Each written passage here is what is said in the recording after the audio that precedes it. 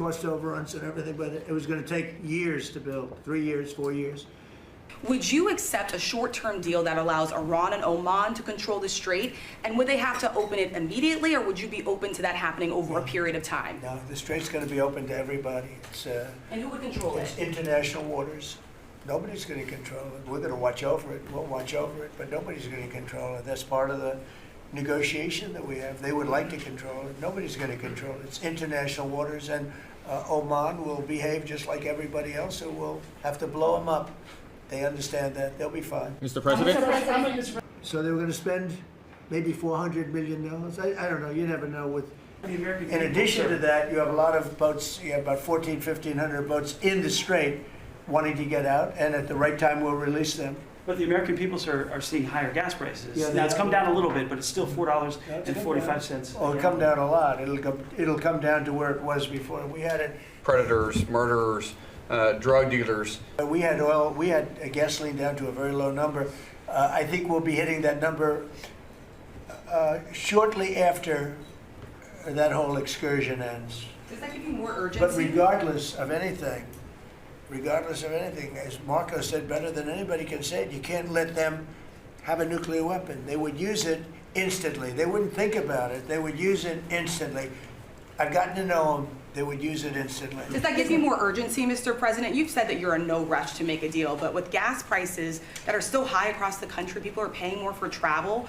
Does that give you more urgency to make a deal? Why doesn't it? Well, I'll tell you, the primary urgency I have, I said this, it wasn't covered properly, but the primary urgency is that we can't let Iran have a nuclear weapon.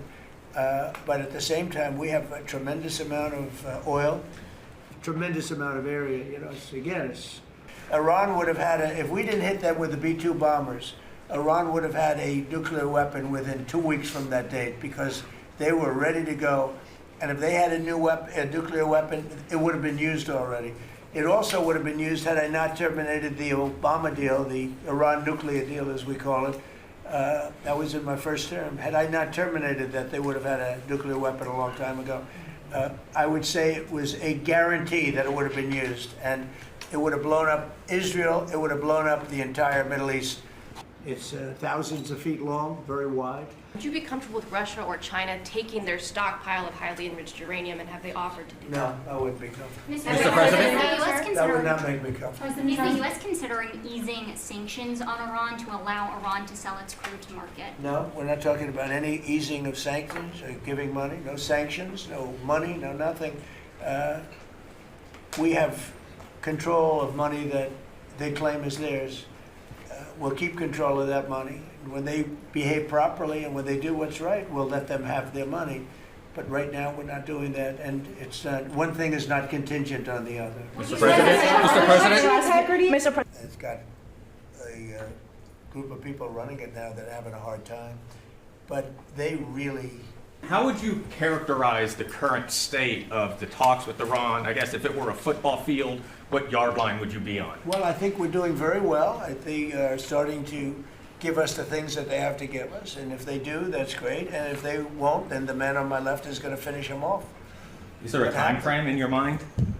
What? Is there a time frame in your mind for? I mean, it happens quickly. The problem is every time I mention a time frame, for instance, I see, we've been doing this for a few months.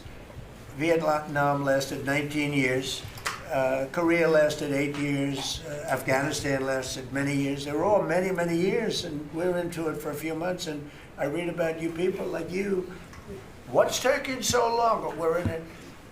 And it's a very important thing. We can't have people looking at the Washington Monument. Would you accept an agreement with Iran that just calls for further talks on the uranium, or No. is the only option in No, your the mind basics. one No, for? I would for some of it, because it's a memorandum of understanding for speed.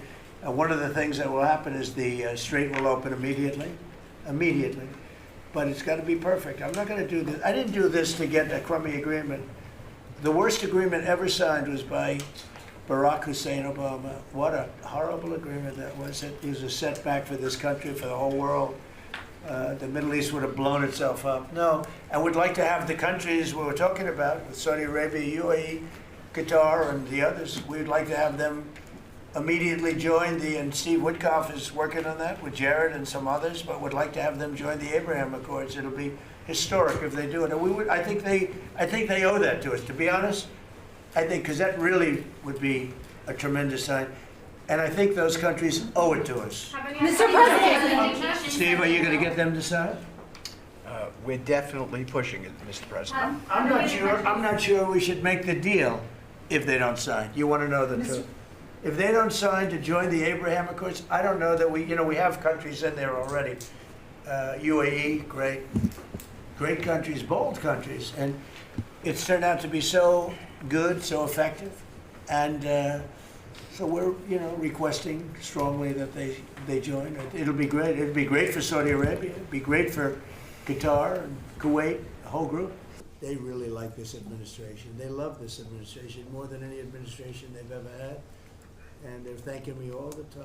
And, I see those. So the Iran deal might be contingent on more countries joining the I don't know. Accords. I don't want to say that. I'm not going to give you, what's contingent, what's not. I can say that we can make a good deal right now, but maybe not a great deal. And if it's not a great deal, we're not making it. So, because we can make a great deal with this guy right here. And, but it's a lot nastier. Probably wouldn't go as quickly. We wouldn't be talking about it as quickly, but it would be foolproof. But I think we're doing very well, Steve. I think we're doing pretty well in terms of the negotiation, but we'll see. If it's not going to be a real deal, because Obama had that horrible JCPOA, whatever it was the worst deal. It was a path for Iran to have a nuclear weapon very quickly. Years ago, they would have had a nuclear weapon. We might not be here talking about it right now. They would have had a nuclear weapon. And frankly, Obama picked the wrong country. He should have picked another country. I won't tell you what it was. But he picked the wrong country when he picked Iran.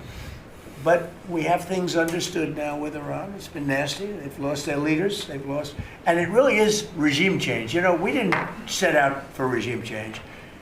But by the fact that we're dealing with a totally different group of people than we were at the beginning. And frankly, I find them to be much more reasonable. I actually find them to be smarter, but I find them to be much more reasonable. This is regime change. One regime is gone, another regime is gone, we're dealing with the third. Pieces of it, because some of them are gone too. And I find them, I think, how can you have a stronger regime change than that, Thank you, Stress.